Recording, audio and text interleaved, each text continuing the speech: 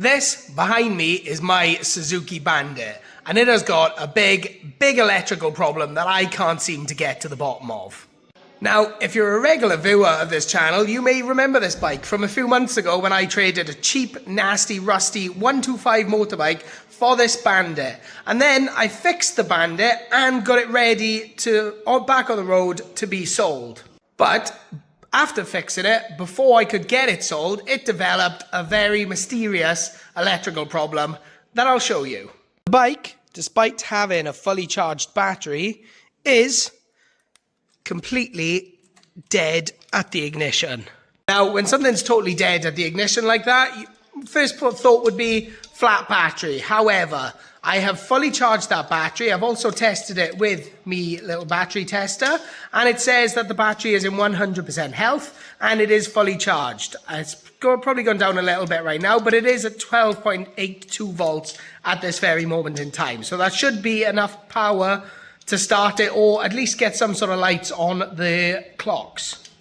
Despite there being enough power, there is absolutely nothing going on. So, very strange indeed. But next point of call was obviously, is it a problem with the ignition? So I went to eBay, I bought a new ignition for about 10, 15 quid, I think. New key, new ignition, the whole shebang. Plugged that in, same problem. Strange.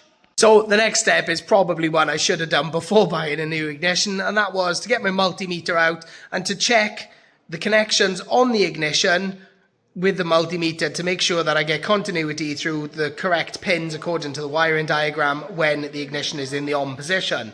But I've done that, and the ignition that's on there is good.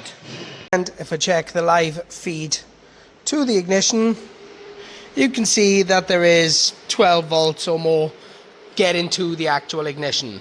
Also tested the main fuse down here and all the other fuses back there to make sure that they all get the same 12 volts with the ignition off. I have also checked the earth and the continuity from the battery, and they're all good. That all checks out, which means the problem is in the wiring down there somewhere, which does make sense because if you did watch when I was fixing this bike, I did do a little bit of rewiring with the headlights.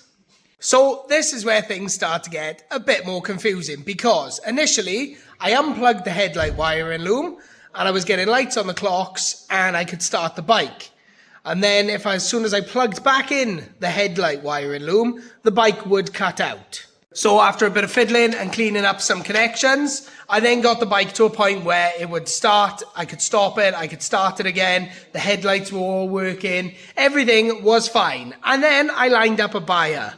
So after a couple of days before the buyer was due to arrive, I come back to the unit just to make sure everything was still good with the bike, and lo and behold, the problem was reoccurring. And this time, it was worse. This time, I couldn't even fiddle with the wires enough to get some lights back on the dash, and even if I unplugged the headlight wiring loom, it was still as dead as what it is now. So here's the situation as it stands. To eliminate corrosion in the plug from the headlight wiring loom, I chopped off the plug and I put each wire on bullet connectors so that I could plug them in. I know there's no corrosion in there, and then I could see if I could get it back to working. That didn't work. So now, at least, I can test each of the wires individually to see if they're getting power when the ignition is on, or when they should be getting power, to see if there's power getting there, if that actually makes any sense at all. So, if you can make out these wires coming off the loom, this black and white one should be like the main live for that section of the loom. There is no power getting to this black and white one. So, all I know is that there is no power getting to this with the ignition on. So, probably not the next logical step, but it's one thing I need to do to get out of the way so I can say I've done it, is check power to the fuses. Now, I know there's power to the main fuse. I've checked that there's continuity through the main fuse. I've checked that the fuse is good, so that's not an issue.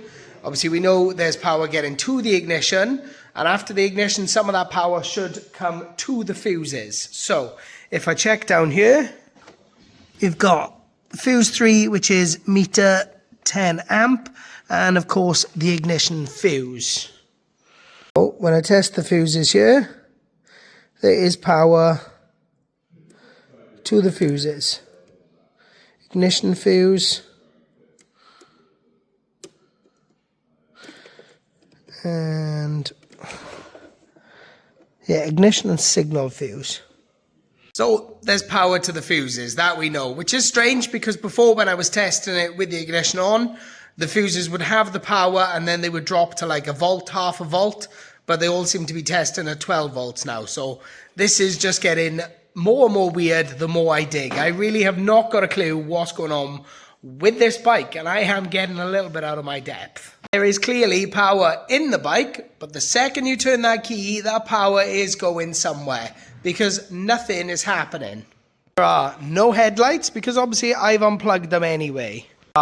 No lights on the clocks, no ignition, no speedo, no brake light, no tail light, no indicators, nothing.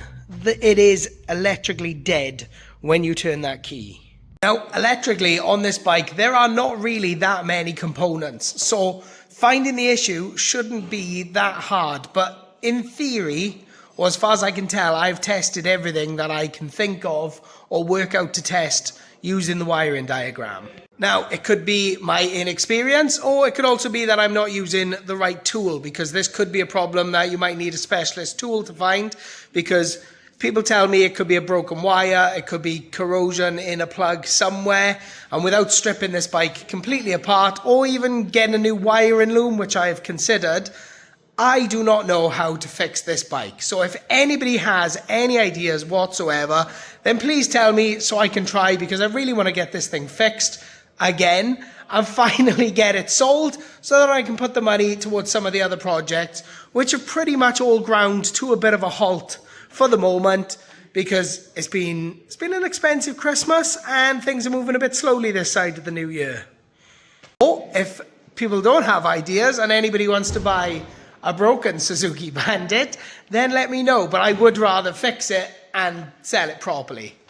For the time being, I need to go away and do a bit more research, and the Bandit needs to go back in the corner with my other broken toys. So over the last few weeks, things have been a bit slow in terms of video creation and progress with any of the projects. It has been Christmas, so I have had some time off, and I have been ill. I've had this cough, chesty, cold, whatever the hell has been going around the UK, and it is absolutely freezing in this workshop, so the motivation has not really been there to get in and get videos done. But it is now the new year. We are going to get back to cracking on with things, and you will start to see some of these projects taking some leaps forward in the coming weeks. I have got some other stuff coming. Obviously there's keys coming very soon for the FZ over there, so hopefully I'll get a nice video done with that. Hopefully we'll be seeing the Bandit gone soon if I can fix it, and a few other changes happening in and around the workshop, and maybe some cars, and definitely some work coming on my van, so stay tuned for that. And if you don't want to miss any of that, then make sure you subscribe to this channel, and if you please have any ideas on how to fix that Suzuki Bandit there, then please drop me a comment. And if you've enjoyed this and you're looking forward to seeing what's coming next, then hit that thumbs up button. And until then, thank you so much for watching.